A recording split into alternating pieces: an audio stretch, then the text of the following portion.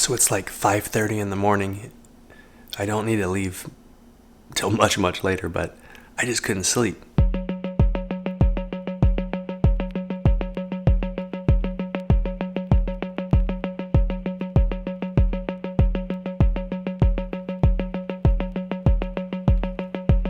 Woo! And we are off. We're heading to drop me off at the shuttle for the airport.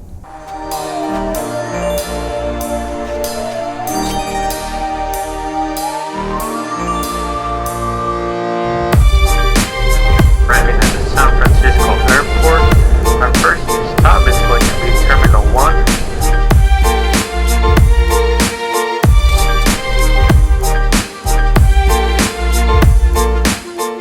So wow, that was crazy. I was not expecting to see this many people in the airport on a Sunday at this point. I mean, it feels like things are almost like back to where they were before. Checking in and going through security, there was really nothing different about that. I felt like security was much faster than it normally was, even though there was quite a bit of a line. It just feels like they've sped up the process a little bit.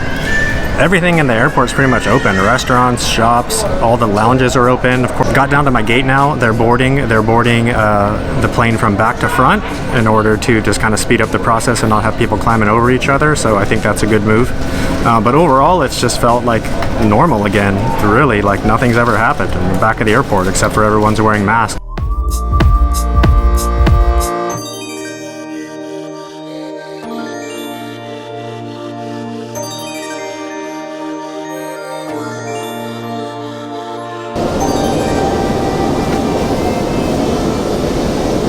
Okay, so far so good. I'm on my flight from San Francisco to Houston.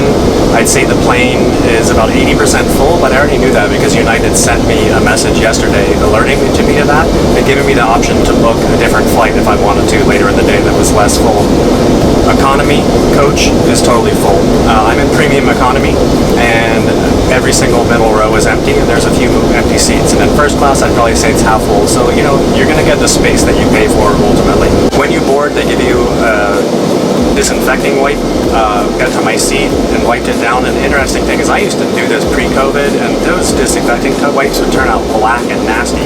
This time I did it and the wipe stayed white. I don't really know why it took a pandemic for that to change on airplanes. They do come through with a snack bag through the flight with some water and little snacks. People do take their mask off for that to eat.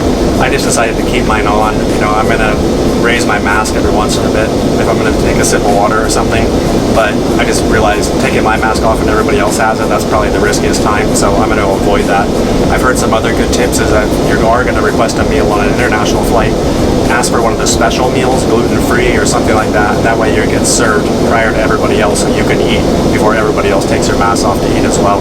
I'm seeing most people adhere really well to the mask rule, with obviously a few exceptions. I did see one attendant go and remind one passenger to put his mask on, and he complied with that as well. Just 2 days ago, there was a research article came out by the Journal of American Medicine where they were talking about air on airplanes and saying that the high pressure going through these HEPA grade filters, that actually the air on an airplane is, the risk of transmission is much lower on an airplane than it is like going to the grocery store, which you do every day, or, you know, God forbid, going to Home Depot on a Sunday morning.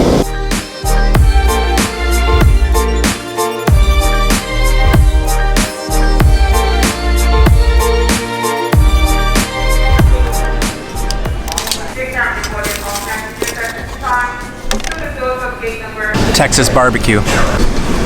So look, buying a ticket from San Francisco to Houston or from Houston to New York or going anywhere within the continental United States, you don't need a coronavirus test. You can go buy a ticket and you can travel anywhere you want. However, now that I'm about to get on this flight to Quito, the other requirement was that I need to have a coronavirus test. And every country around the world has different policies on this, but let me just go ahead and show you what my coronavirus testing looked like. All right, so I'm on my way to get my coronavirus test. Woo! Never been more excited to have someone stick something up my nose. So Ecuador requires that you show a negative result for a PCR test taken 10 days prior to arrival in the country. So I'm within that window, well within that window. And, you know, scheduling this coronavirus test was super easy. I had like 5 or 6 options locally where I live, and I could pretty much schedule it for the next day. Yeah, I'm gonna show you what this process looks like. Okay, so I just pulled up here to the testing center. It's a drive-through thing. Have you been here before?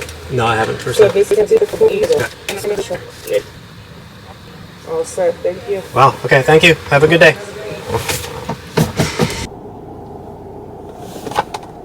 That's it. I'm done. Did the little swab, both noses. It was just a tickle. She put it in the specimen bag, gave me this barcode so I can check my sample thing, and I was out of there. So, yeah, now I just gotta wait for the results.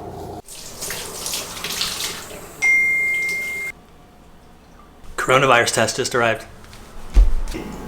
This is crazy because I just took this yesterday. I wasn't expecting it to come so fast, to be honest.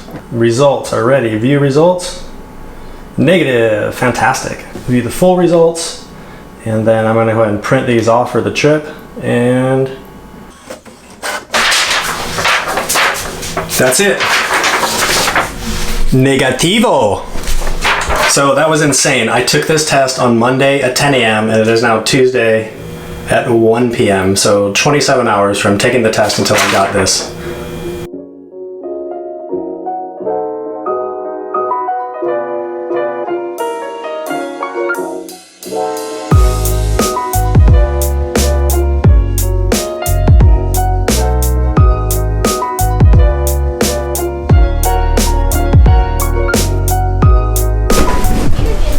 Just got off the plane here in Quito, Ecuador. It's like 1:30 in the morning. We had a little bit of a delay getting out of Houston. Okay, so international flight versus domestic flight. The flight from Houston to Quito actually ended up being probably 90-95% full, which surprised me.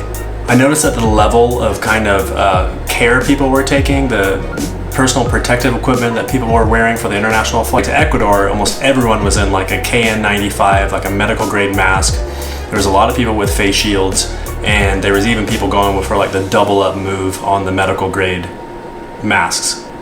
Even though the flight was more full and it was a smaller airplane, I felt 100 times safer on the international flight. Because think about it, every single person getting on that airplane has had a recent COVID test. Compared to the domestic flight, which no one's required to have a COVID test, so it's kind of a gamble. You don't really know who you're sitting next to and who's on the airplane, whereas with the international flight, you know everybody has been tested recently.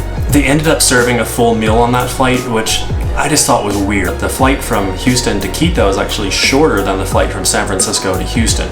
I think for me, that was the one thing about flying right now, which seems just really awkward. You require everybody to wear a mask in order to avoid transmissions, but then you come out and you serve a meal to every single person at the same time. Everybody takes their mask off and everybody eats. It's like, what's the point of that, right?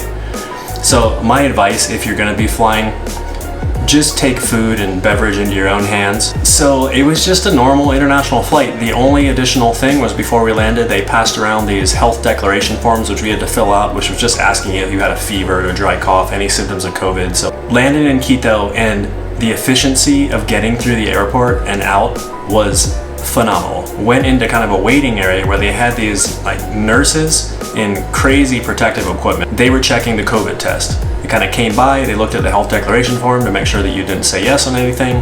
They looked at my COVID test and then stamped it. And then we were through. Went through that, came down to immigration. I was through that again in another minute or two. Super nice people, welcoming me back to Ecuador. Walked out, there was my bag on the carousel, grabbed it, went to customs, put my bag through an x-ray machine, walked out. There's the transfer guy to pick me up. He walks me in, pulls the vehicle around, jump in that, 5 minutes up the road, and I'm at the airport hotel. Literally from the time I got off of the flight till I walked into my hotel room here and was able to take off my mask, it was maybe 25-30 minutes top in total.